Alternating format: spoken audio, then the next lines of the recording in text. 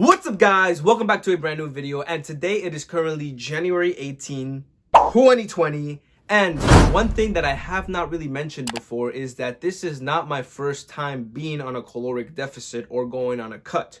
So a lot of things that I'll be talking about in future videos and that I have mentioned in past videos is all from my own personal experience that I've collected over the years. Before we get started, I just want to get one thing across and make one thing very clear. I am in no way, shape, or form a certified fitness trainer.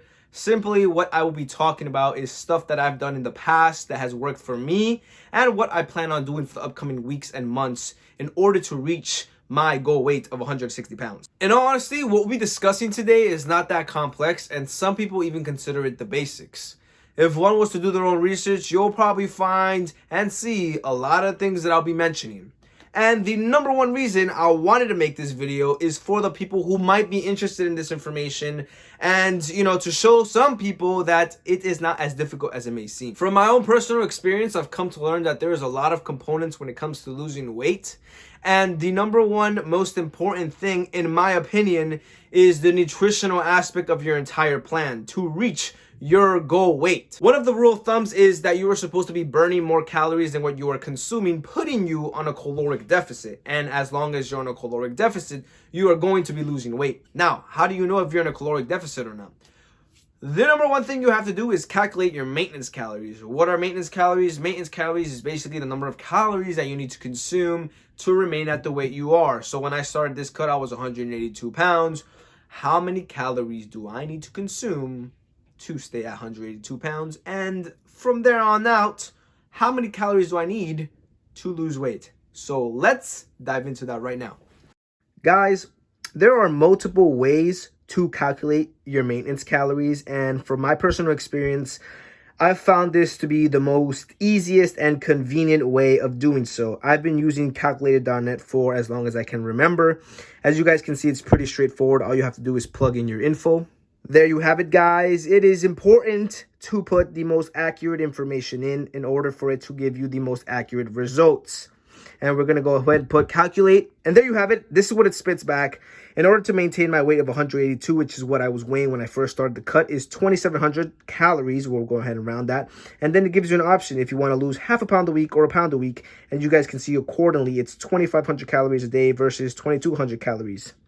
And now let's take a look at what I did once I found out this information. All right, guys, so after inputting that information into the website, this is what is spit back, and I decided to sit down and write everything out just to have all the information in front of me so I can see what my course of action would be. As you guys see, the cut started on January 6, 2020, weighing at 182 pounds, and my goal by May 2020 is to reach 160 pounds. And these are the options that the website provided me with. You have the maintenance calories, which is the number of calories that I need to remain at 182. And then it provided us with two options. From here on out, I had to decide if I wanted to lose 0.5 pounds per week or about a pound per week. Like I said before, it all depends on preference. But me personally, I'm not a very big fan of extreme weight loss plans because we're out here putting work in the gym the last 6 months, last year, however it's been that you've been trying to put on size for. So you don't really want to cut into that muscle you've been putting on.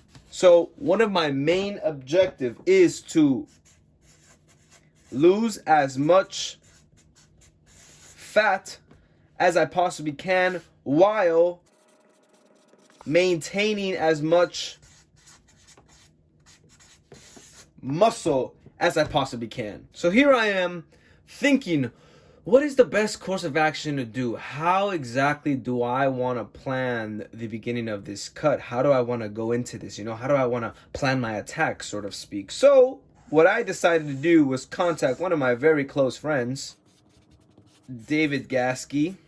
Go ahead and leave his Instagram on the screen. So I asked for his opinion and his thoughts on how I should go about starting this cut. After going back and forth, we decided that it is best to start the cut off at 2,300 calories. So there you have it, guys. 2,300 calories is the number of calories that I'll be consuming at the beginning of this cut. And before we dig into the breakdown of how I got my macros, I want to get some information across real quick. The three macronutrients are protein, fat, and carbohydrates. Have some additional information right under it. For each gram of protein, there are 4 calories. For each gram of fat, there are 9 calories. And for each gram of carbohydrates, there is 4 calories. Now, we are going to dig into how David helped me set my macros. Now, like I said before, this is all from my own personal experience, and I personally think that protein is a huge component when you're breaking down your macros, because like I said before, we're trying to maintain as much muscle while at the same time losing, the fat that we can. I'm not here to tell you the only way to do so, or that this is the correct way to do it, because there are many people who have different opinions on the matter, whether it be half a gram, 1 gram, or even a 1.5 grams per body weight. But in my case, we decided to go with 1 gram of protein per body weight, which is 182. So essentially what we do here is 182 pounds times 1 gram equals 182 grams of protein. Now, if you recall the previous information, 182 times the number of calories found per gram of protein equals 728.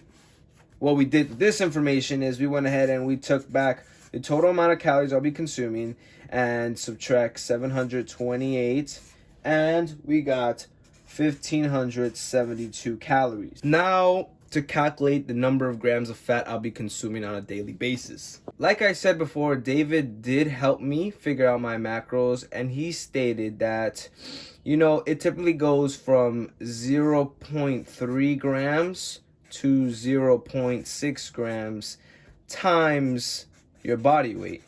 Now, how can you know if you want to do 0.3, 0.4, 0.5, or 0.6? There are a number of reasons why you would go for a lower number than the higher number, but you have to consider that the remaining amount of calories that are going to be left after we calculate this macro fat is going to be a number of carbs. So if you're shooting for a low carb diet, you'd want to go a little higher up towards 0.6.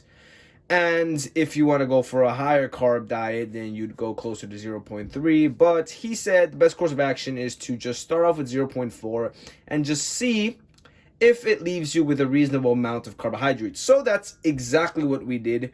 0.4 grams times my body weight of 182 gave us 72. And if you recall the information we stated before, 72 times 9 calories found per gram of fat equals 648. We go back over here and we subtract 648. That leaves us with 924. Now, 924 calories is the amount that I have to incorporate the carbohydrates. To conclude all this, David finished up by simply doing 924 calories divided by 4, which is the number of calories found per gram of carbohydrate, and we got 231 grams of carbs. Guys, it seems a little intimidating and complicated at first, but it really isn't once you dive into it. And like I said, if you need the extra help, make sure to message David Gaskey. I'll leave his Instagram on the screen. So one more thing I want to stress and get across is that this is not the only way to calculate your macros and calculate your calories. There are so many different types of ways to do, this process. If you guys are looking to track your food, track your macros, track your calories, if, a simple Google search or even a YouTube search, there's just many different ways of doing this. This is just one of the methods. So there you have it, guys, the end product. As I said, I will be consuming 2,300 calories per day to start off the 2020 cut.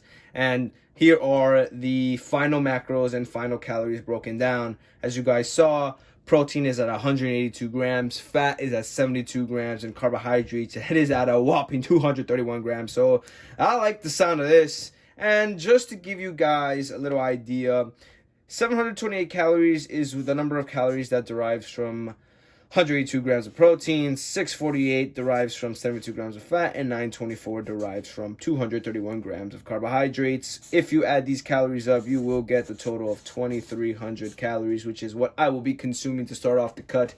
And, as I've been saying, it all depends on preference. Some people like to track macros, others like to track calories.